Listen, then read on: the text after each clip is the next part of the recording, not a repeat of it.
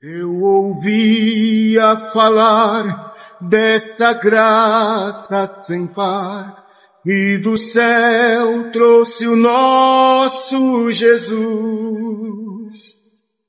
Mas eu surdo me fiz, converter-me não quis ao Senhor que por mim morreu na cruz.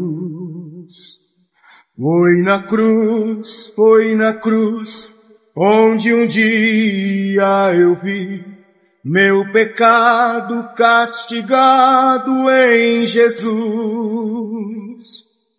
Foi ali pela fé que os olhos abri, e agora me alegro em sua luz.